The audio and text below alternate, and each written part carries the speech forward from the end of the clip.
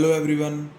तो अपने राजस्थान की क्रांति के संदर्भ में पढ़ रहे थे। ओके, इससे पहले अपने 2 पार्ट कंप्लीट कर चुके हैं। तो यदि आपने वो दोनों पार्ट नहीं देखे तो मेरी आपसे गुजारिश है कि पहले आप उन दोनों पार्ट्स को भी कंप्लीट कर लें, क्योंकि आपकी अच्छे से समझ बन जाएगी इस टॉपिक पर। ओके, तो आज जो हम चर्चा करेंगे वो क्रांति के परिणामों पर करेंगे और कौन से व्यक्तित्व के विचारक के क्या विचार रहे हैं 1857 के क्रांति के संदर्भ में, उसके बारे में हम लोग जानेंगे। लेकिन उससे पहले अपने को एक महान व्यक्तित्व के बारे में जानना आवश्यक है, क्योंकि उनके बिना राजस्थान में भी 1857 की क्रांति अधूरी सी लगती है। ओके, वो महान व्यक्तित्व है तात्या टोपे। ओके, तात्या टोपे, जिनका वास्तविक नाम था रामचंद्र पांडुरंग। ओके, और इनका जो जन्म हुआ था येवला, अहमदनगर, महाराष्ट्र में। ओके, और यहाँ से ये कालपी यूपी में जाकर बस गए थे। तो राजस्थान के संदर्भ में भी अपने जब क्रांति पढ़ते हैं तो इनका काफ़ी योगदान है। उससे पहले हम भारतीय संदर्भ में भी देखें तो ये नाना साहब के सेनापति थे। ओके, तो कानपुर में भी विद्रोह का इन्होंने नेतृत्व किया। उसके बाद कानपुर के बाद झांसी की रानी की भी इन्होंने सहायता की और ग्वालियर में भी जो है विद्रोह का नेतृत्व किया।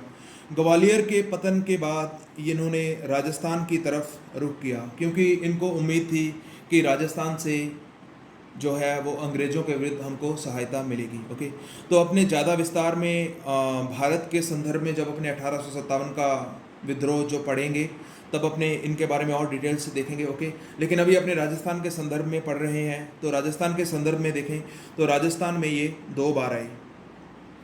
पहली बार ये आए थे 9 अगस्त 1857 को। ओके, 9 अगस्त 1857 को ये राजस्थान में मांडलगढ़, भीलवाड़ा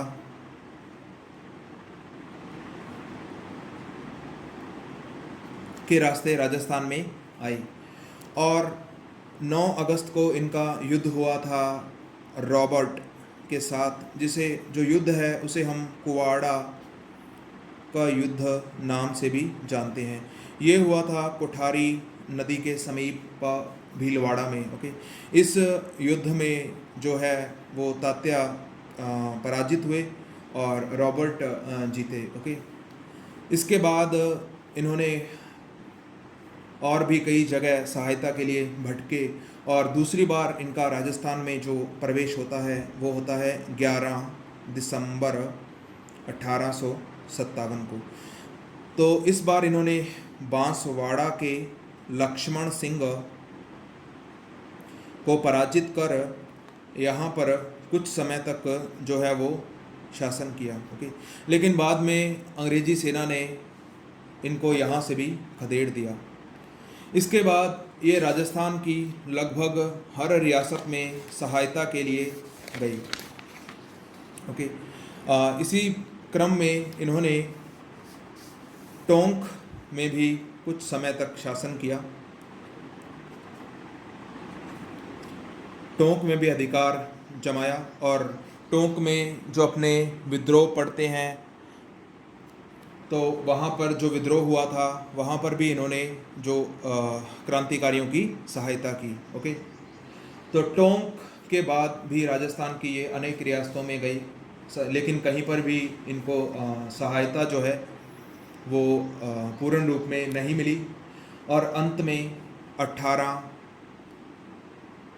अप्रैल 1859 को इनको फांसी दे दी गई शिप्रा नदी शिवपुर में। और ये जो पकड़े भी गए वो इनके मित्र थे मान सिंह नरूका,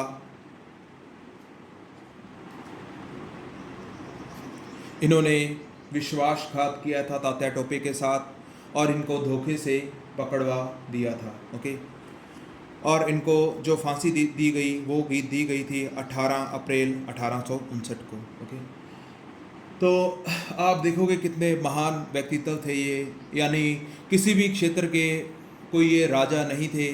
ओके, एक सामान्य व्यक्तित्व जिन्होंने कानपुर में भी जो है क्रांति का नेतृत्व किया, उसके बाद ग्वालियर में भी अंग्रेज़ों से लोहा लिया और पूरे 2 साल तक अंग्रेज़ों ने पूरा दम लगा दिया था कि किसी भी हिसाब से इनको पकड़ा जा सके, लेकिन अंग्रेज़ों की ये पकड़ में नहीं आए और पकड़े भी गए तो अपनों के ही विश्वासघात के कारण। ओके, मानसिंह नरूका ने इन्हें पकड़वा दिया था। ओके, और पूरे विस्तार से अपने जब भारत के संदर्भ में क्रांति पढ़ेंगे तो इनके बारे में जानेंगे। ओके, तो राजस्थान के संदर्भ में आपको इतने फैक्ट तो इनके बारे में मालूम होने चाहिए। ओके, तात्या टोपे का वास्तविक नाम था रामचंद्र पांडुरंग येवला, अहमदनगर महाराष्ट्र में इनका जन्म हुआ था।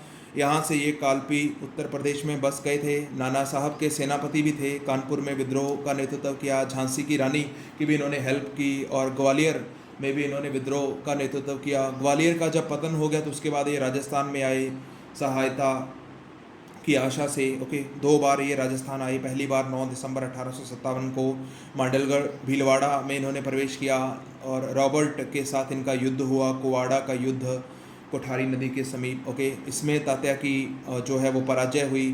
इसके बाद भी ये विभिन्न जगह जो है वो सहायता के लिए भटकते रहे और दूसरी बार इन्होंने राजस्थान में प्रवेश किया 11 दिसंबर 1857 को और बांसवाड़ा के लक्ष्मण सिंह को पराजित कर यहाँ पर शासन किया। ओके, और उसके बाद ये जो इन्होंने टोंक में भी कुछ समय तक अधिकार किया और टोंक में भी जो क्रांतिकारी थे उनका विद्रोह में साथ दिया और मान सिंह नरूका इनके मित्र थे, तो इन्होंने नरवर के जंगलों में इन्हें पकड़वा दिया था अंग्रेज़ों को सूचना देकर और अंत में इस महान सपूत को 18 अप्रैल 1859 को फांसी दे दी गई शिप्रा नदी के किनारे शिवपुरी में। ओके, और तात्या टोपे के जो 600 सैनिक थे, इन्होंने बीकानेर के सरदार सिंह के समक्ष आत्मसमर्पण कर दिया और इन्होंने ब्रिटिश सरकार से अनुरोध कर इनकी जो सज़ा से है वो बचाव किया। ओके, और तात्या टोपे की फांसी पर ही जो शावर्स थे उन्होंने कहा था कि जो तात्या टोपे को फांसी दी गई है क्योंकि वो तत्कालीन ब्रिटिश राज्य का नागरिक नहीं था, तो उस पर देशद्रोह का आरोप लगाकर फांसी देना कहाँ तक न्यायोचित है। इसलिए तात्या टोपे की फांसी की आलोचना की किसने? शावर्स ने। ओके, इन्होंने आलोचना की, तो ये आपको थोड़ा ध्यान में होना चाहिए। ओके, तो ये अपने तात्या टोपे के बारे में जाना और इसके बाद अपने राजस्थान के थोड़ा राजाओं के संदर्भ में देखेंगे। कुछ जगह तो अपने जान ही चुके हैं जो शासक थे जहाँ जहाँ पर विद्रोह हुआ। ओके, तो इसके लिए अपने राजस्थान का रफली सा मैप ड्रॉ कर लेते हैं।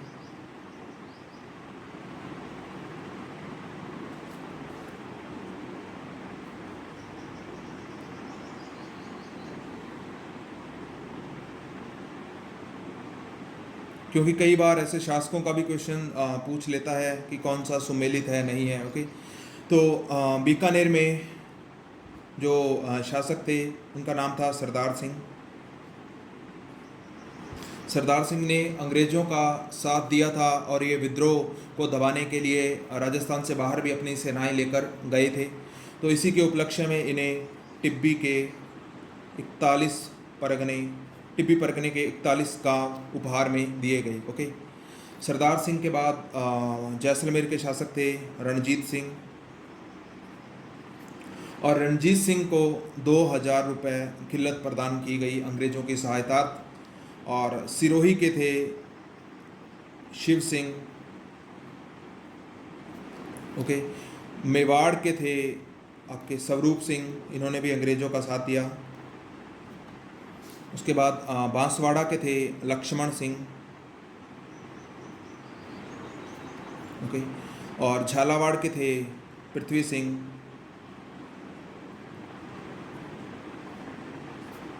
ओके। और कोटा के थे राम सिंह द्वितीय। आपको पता ही है कोटा में जो विद्रोह हुआ था उसको राजस्थान में सुनियोजित विद्रोह की संज्ञा प्रदान की जाती है, क्योंकि इनको बंदी बना लिया था, किले में 6 माह तक बंदी बना के रखा था और ये अंग्रेज़ों की सहायता नहीं की थी इन्होंने, तो नहीं कर पाए थे, इसलिए इनकी जो तोपों की सलामी है वो 17 से घटाकर 13 कर दी गई थी, आपको पता ही है। और करौली में थे मदन पाल, इनके बारे में अपने पहले भी पढ़ चुके हैं। अंग्रेज़ों ने मदन पाल की सहायता लेकर ही इनको मुक्त कराया था, कोटा के राम सिंह द्वितीय को, और इसी कारण मदन पाल को अंग्रेज़ों ने GCI की उपाधि दी थी, grand commander state of the India, okay.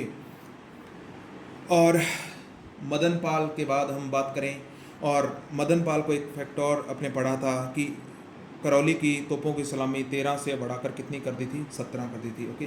तो धौलपुर के थे भगवंत सिंह, और भरतपुर के थे आपके जसवंत सिंह, ओके। अलवर के थे बन्ने सिंह, अलवर के थे बन्ने सिंह, और जयपुर के थे आपके यहाँ पर राम सिंह द्वितीय। और जयपुर के संदर्भ में एक ये इंटरेस्टिंग फैक्ट है, यहाँ पर राजा के साथ साथ आम प्रजा ने भी अंग्रेज़ों का साथ दिया था, इसलिए राम सिंह को उपाधि दी गई थी सितार ए हिंद, ओके, सितारे हिंद की उपाधि दी गई थी, ओके। तो ये अपने थोड़ा शासकों के बारे में पढ़ लिया, तो ये थोड़ा आपको ध्यान में होना चाहिए। तो अभी अपने नेक्स्ट देखते हैं, जो 1857 की क्रांति हुई थी उसके क्या क्या परिणाम निकले। 1857 की क्रांति के परिणामों के संदर्भ में हम लोग देखें तो सबसे पहला परिणाम तो यही था कि भारत में जो कंपनी शासन है उसको ख़त्म कर दिया गया, और अभी भारत के शासन को सीधा ब्रिटिश क्राउन के अंडर ले जाया गया, ओके। गवर्नर जनरल को क्या बनाए दिया गया, वायसरॉय बना दिया गया, ओके। और जो बोर्ड ऑफ कंट्रोल और कोर्ट ऑफ डायरेक्टर्स नाम की संस्थाएं थी, इनको ख़त्म करके भारत सचिव पद का सृजन किया गया, ओके। और इनके अधीन ही एक 15 सदस्यों की जो है इंडिया काउंसिल,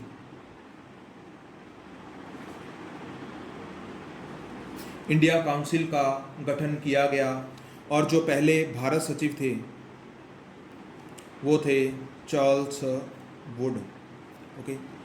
तो ये आपको थोड़ा ध्यान होना चाहिए कि भारत को बोर्ड ऑफ कंट्रोल और कोर्ट ऑफ डायरेक्टर्स को समाप्त करके भारत सचिव पद का सृजन किया गया, और इनके अधीन 15 सदस्यों की इंडिया काउंसिल की स्थापना की गई। जो पहले भारत सचिव थे वो थे चार्ल्स वुड, ओके। और सैनिक सुधार भी किए गए। पील कमीशन की रिपोर्ट के आधार पर जो है भारतीय सैनिकों के अनुपात में ब्रिटिश सैनिकों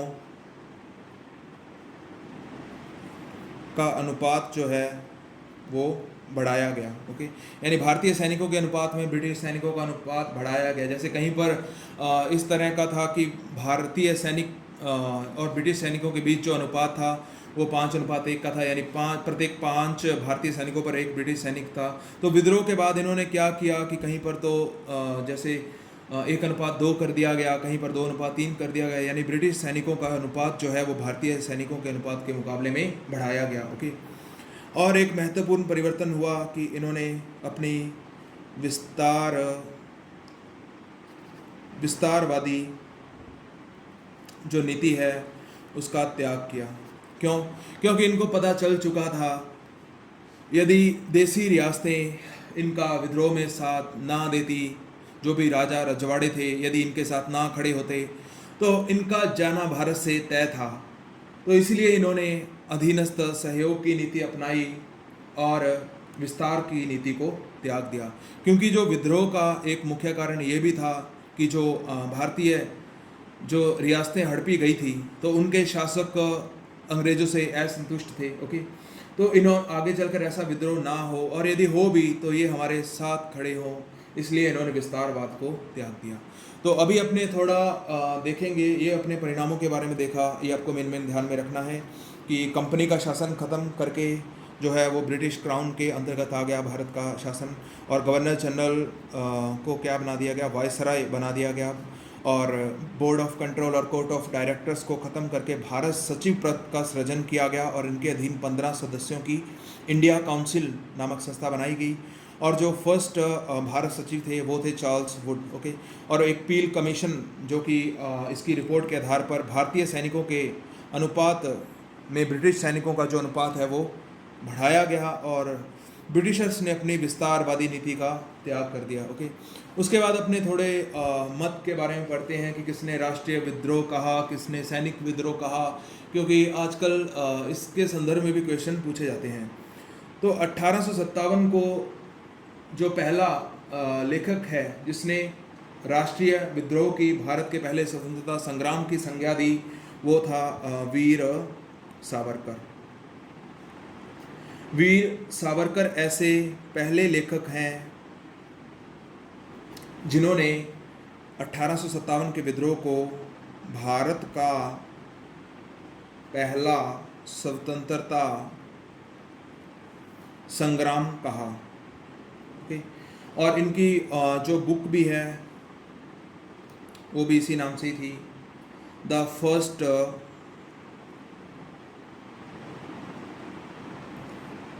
war of Indian independence. Okay, तो इनकी बुक भी ध्यान रखनी है, the first war of Indian independence. तो पहला लेखक जिसने 1857 के विप्लव को भारत का पहला स्वतंत्रता संग्राम बताया वो थे वीर सावरकर। ओके, और इनकी बुक थी the first war of Indian independence. Okay, तो ये आपको ध्यान में रखना है। उसके बाद अपने देखते हैं एक लेखक आते हैं आर.सी. मजूमदार।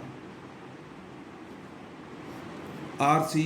मजूमदार। ओके, इनकी बुक थी द सिपाही mutiny and rebellion.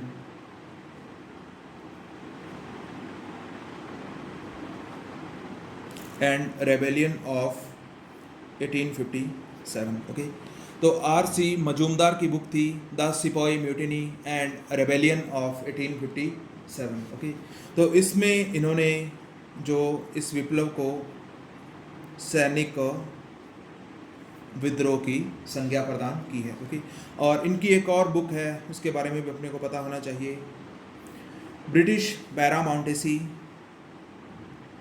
British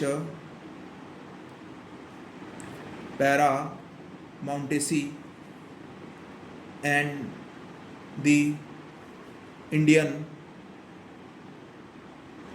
रेनेजेंस। Okay, इनकी जो सेकंड बुक थी British paramountcy and the Indian renaissance. Okay, यानी पैरामाउंटेसी का मतलब है सर्वोच्चता, यानी ब्रिटिश सर्वोच्चता और भारत का नव जागरण। ओके, तो आर.सी. मजूमदार के संदर्भ में पहली एक पुस्तक उनकी है द सिपाही म्यूटिनी एंड रेबेलियन ऑफ 1857, और इसमें इन्होंने सैनिक विद्रोह की संज्ञा दी है। दूसरी पुस्तक है British paramountcy and the Indian renaissance. Okay, और एक राइटर हैं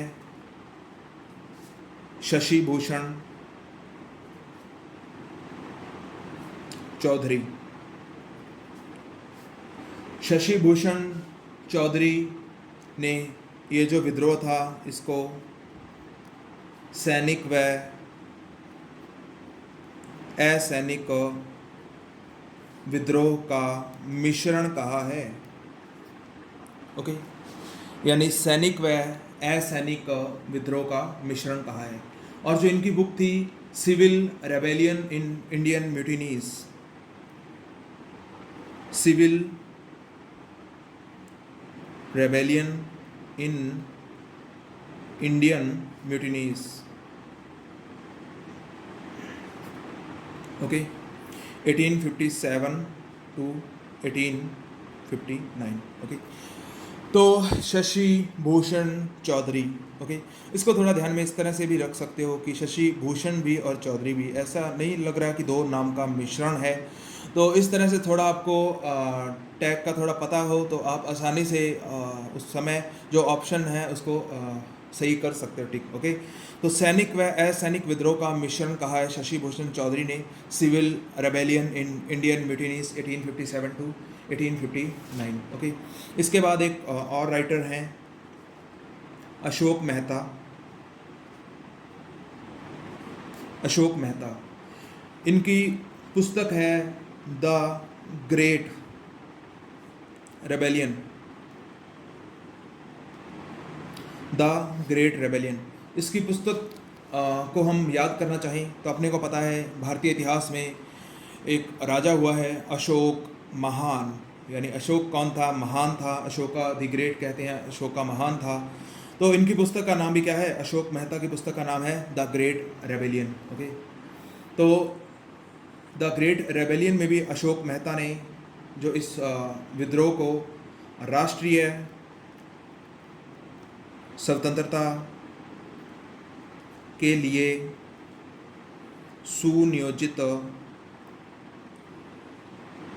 संग्राम कहा है, ओके। तो अशोक मेहता की बुक है द ग्रेट रेबेलियन, राष्ट्रीय स्वतंत्रता के लिए सुनियोजित संग्राम कहा है, ओके।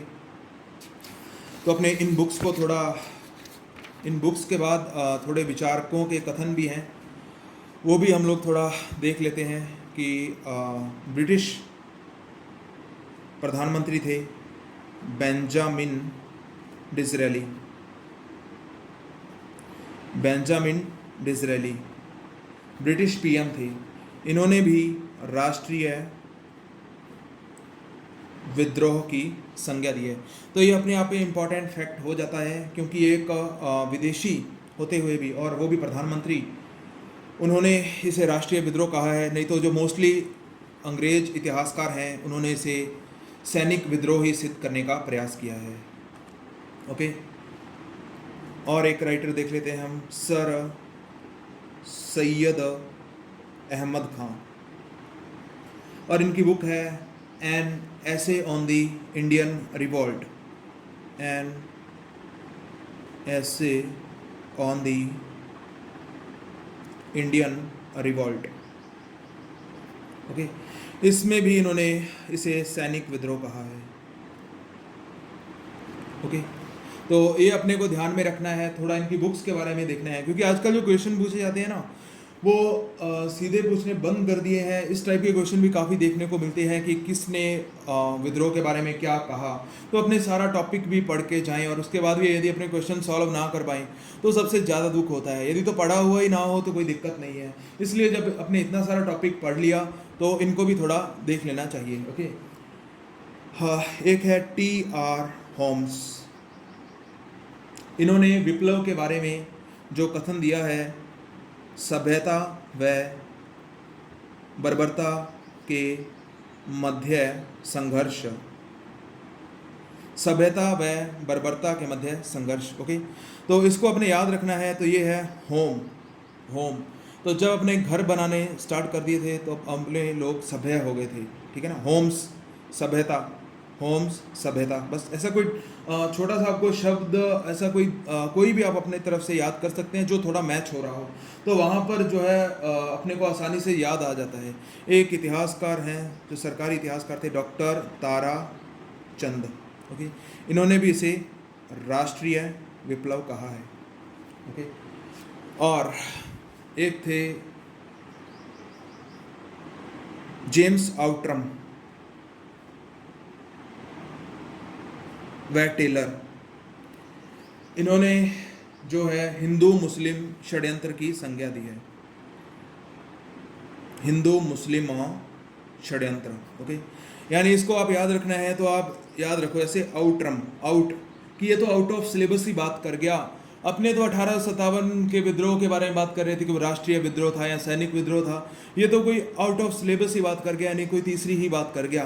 तो जेम्स आउट्रम ने आउट ऑफ सिलेबस ही बात कर दी, इसे क्या कह दिया, हिंदू मुस्लिम षड्यंत्र कह दिया। ओके, एक और है L.E.R. रीच, इसने कट्टरपंथियों का ईसाइयों के विरुद्ध षड्यंत्र कहा है। कट्टरपंथियों का ईसाइयों के विरुद्ध षड्यंत्र कहा है। Okay, J.L. नेहरू यानी जवाहरलाल नेहरू ने, उनकी पुस्तक थी हिंदुस्तान की कहानी, इसमें उन्होंने ये कहा है कि यदि इसे पूर्णतः राष्ट्रीय विद्रोह नहीं कहा जा सकता,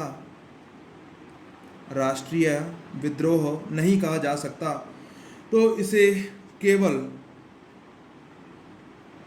सैनिक विद्रोह की संज्ञा देना भी उचित नहीं है। ओके, यानी J.L. नेहरू ने कहा अपनी किताब हिंदुस्तान की कहानी में कि यदि इस विप्लव को राष्ट्रीय विद्रोह नहीं कहा जा सकता तो इसे केवल सैनिक विप्लव की संज्ञा देना भी उचित नहीं है। Okay,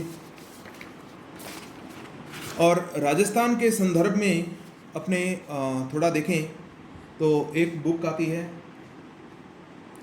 Rajasthan role in the struggle of 1857, Rajasthan role in the struggle of 1857। तो ये जो बुक है ये है नाथूलाल खड़गावत। ओके, नाथूलाल खड़गावत, तो ये अपने को ध्यान में होना चाहिए थोड़ा। ओके, और सूर्यमल